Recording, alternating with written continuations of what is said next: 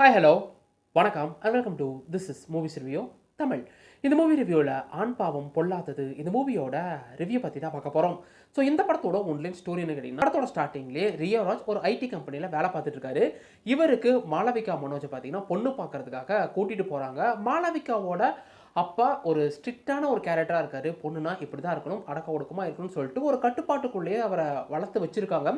இதனாலேயே தான் போகிற இடத்துல இண்டிபெண்ட்டாக இருக்கணும், அது மட்டும் இல்லாமல் பெரியார் அம்பேத்கர்னு சொல்லிட்டு இண்டிபெண்ட் பெண்ணாக இருக்கணும்னு நினைக்கிற மாளவிகாவுக்கும் ரியோராஜுக்கும் பார்த்தீங்கன்னா ஒரு கட்டத்தில் கல்யாணமாகி இவங்களோட இண்டிபெண்டே ஒரு கட்டத்தில் முரண்பாடாக போய் சண்டையாகி கோர்ட்டில் டைவர்ஸ் வரைக்கும் போய் நிற்க. இதுக்கப்புறம் இந்த கதையில் என்னதான் நடந்துச்சு, கட்டுப்பாடு இல்லாத சுதந்திரம் காட்டு மிராண்டித்தனன்றதை இந்த படத்தில் நிரூபிச்சாங்களா, இல்லை இந்த படம் பெண்ணியம் பேசிச்சா ஆண் பாவத்தை பேசிச்சான்றது தான் இந்த படத்தோட மொத்த கதையே. இந்த படத்தோட ட்ரைலர் கட்டே ரொம்பவே நல்லா இருந்துச்சு. அதுக்கு தகுந்த மாதிரி இந்த படம் பார்த்தீங்கன்னா romantic plus emotional drama movie அப்படின்றப்ப ஸ்டோரி ஸ்க்ரீன் பிளே ஒரு பக்கம் இருந்தால் கூட விஷுவல் பார்த்தீங்கன்னா ரொம்பவே நல்லா இருக்கணும். அதை இந்த டீம் நீட்டாகவே ப்ரெசென்ட் பண்ணியிருக்கு.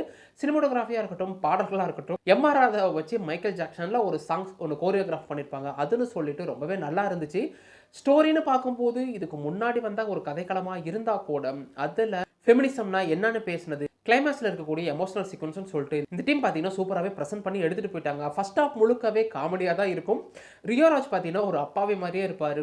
தன்னோட மனைவிக்கு எதுனாலும் ஓகேன்னு சொல்லிட்டு அவர் தாழ்ந்து போகிறதா இருக்கட்டும், கடைசியில் தன்னோட மனைவியோட கொடுமையை தாங்க முடியும்னு சொல்லிட்டு ஒரு கட்டத்தில் பர்ஸ்ட் அவுட் ஆகிறதா இருக்கட்டும், இன்ட்ரோல் பிளாக்ல ஒரு எமோஷனல் சீக்வன்ஸோட முடிச்சுட்டு செகண்ட் ஹாஃப் ஃபுல்லாகவே பார்த்தீங்கன்னா கோர்ட்டு ட்ராமான்னு சொல்லி தான் எடுத்துகிட்டு போயிருக்காங்க. என்னை பொறுத்த வரைக்கும் ஃபர்ஸ்ட் ஹாஃபும் சரி செகண்ட் ஹாஃபும் சரி பெருசாக எங்கேயுமே போர் அடிக்கல. இந்த படம் என்னதான் ஃபெமினிசம் பேசினா கூட அந்த ஃபெமினிசத்தில் இருக்கக்கூடிய பிரச்சனை என்ன, ஓவர் ஃபெமினிசம் பேசினா என்ன ஆகும், பெண்களுக்கு மட்டும்தான் ஃபெமினிசம் பேச முடியுமா, அப்போ ஆண்களுக்கு எதுவுமே இல்லையான்ற டாப்பிக்கை பேசுனதுன்னு சொல்லிட்டு நிறைய விஷயங்கள் இருந்தால் கூட எனக்கு பெருசாக எங்கேயுமே அது பார்ஷியாலிட்டியாக தோணலை. ஆணுக்கும் சில பிரச்சனைகள் இருக்குது, பெண்ணுக்கும் சில பிரச்சனைகள் இருக்குன்னு சொல்லிட்டு ஈக்குவாலிட்டியாக தான் கொண்டு போயிருந்தாங்க. கோர்ட்டு சீக்வன்ஸாக இருக்கட்டும், அது வாதாடின விதமாக இருக்கட்டும், கிளைமேக்ஸில் விக்னேஷ்காந்தோட எமோஷனல் சீக்வன்ஸ்னு சொல்லிட்டு படத்தை பார்த்தீங்கன்னா நீட்டாகவே ப்ரெசென்ட் பண்ணியிருக்காங்க.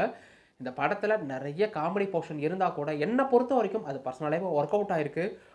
ஒரு டிடெக்டிவ் கேரக்டர் வரும், அதை வச்சு நடக்கக்கூடிய காமெடி சீக்வன்ஸாக இருக்கட்டும், ஜென்சன் தேவாருக்குண்டான அந்த கெமிஸ்ட்ரின்னு சொல்லிட்டு நீட்டாகவே ஒர்க் அவுட் பண்ணியிருக்காங்க. ஸோ வாய்ப்பு கிடைச்சா இந்த படத்தை ஒன் டைம் ஆச்சும் வாட்ச் பண்ணி பாருங்கள். படத்தில் பெருசாக எந்த ஒரு அடல்ட் கண்டென்ட்டே இல்லைன்றப்ப நீங்கள் ஃபேமிலியோட தாராளமாக பார்க்கலாம். மொத்தத்தில் இந்த ஆண் பாவம் பொல்லாதது எப்படி இருக்குன்னு கேட்டிங்கன்னா, இந்த படம் என்னதான் ஃபெமினிசம் பேசினா கூட அந்த ஃபெமினிசத்தில் என்னென்ன மாதிரியான பிரச்சனைகள் இருக்குது, சட்டம் என்னதான் நேர்மையாக இருந்தால் கூட சட்டம் ஆண்களுக்கு ஒரு மாதிரியும் பெண்களுக்கு ஒரு மாதிரியும் எப்படி ஆக்ட் பண்ணுறதா இருக்கட்டும், ஆண்களை எந்த அளவுக்கு கார்னர் பண்ணுறதா இருக்கட்டும், ஆண்களுக்கு இருக்கக்கூடிய பிரச்சனை இண்டிபெண்ட்டாக இருக்கிறது பிரச்சனை இல்லை, பட் கட்டுப்பாடு இல்லாத சுதந்திரம் காட்டு மிராண்டித்தனம்னு சொன்ன விதமாக இருக்கட்டும், சொல்ல வேண்டிய மெசேஜை பார்த்தீங்கன்னா இந்த டீம் நீட்டாகவே ப்ரெசென்ட் பண்ணியிருக்காங்க. இதை தவிர ஃபர்ஸ்ட் ஹாஃபும் சரி செகண்ட் ஹாஃபும் சரி பெருசாக எனக்கு எங்கேயுமே போர் அடிக்கல. ஃபர்ஸ்ட் ஹாஃப் முழுக்க காமெடியாக கொண்டு போயிட்டு செகண்ட் ஹாஃபில் கோர்ட் ரூம் சீன் அதுக்குண்டான எமோஷனல் சொல்லிட்டு இந்த டீம் நீட்டாகவே ப்ரெசென்ட் பண்ணியிருக்கு. ஸோ வாய்ப்பு கிடைச்சா இந்த படத்தை ஒன் டைம் வாட்ச் பண்ணி பாருங்க. பட் எனக்கு எக்ஸ்பெக்டேஷனையும் தாண்டி இந்த படம் ஃபுல்ஃபில் பண்ணிச்சு. கண்டிப்பாக ஒரு டீசென்ட் ஃபேமிலி என்டர்டெயின்மெண்ட்டாக இருக்கும். படத்தில் பார்த்தீங்கன்னா பெருசாக அடல்ட் கண்டென்ட் இல்லைன்றப்ப நீங்கள் தாராளமாக இந்த படத்தை பார்க்கலாம். நீங்கள் கொடுக்கக்கூடிய அந்த 2 மணி நேரத்துக்கு கண்டிப்பாக ஒர்த்தபுளாக இருக்கும்ன்றதுல எந்த ஒரு சந்தேகமும் இல்லை. இது வீடியோ பிடிச்சதா வீடியோ லைக் கொடுத்துங்க, அப்படி சப்ஸ்கிரைப் பண்ணி பக்கத்தில் இருக்க அந்த பெல் ஐக்கானே கிளிக் பண்ணிக்கங்க. இன்னொரு வீடியோ வந்து பார்க்குறேன். அது வரைக்கும் என்ன, கீப் வாட்சிங், keep supporting, subscribe to movies review Tamil.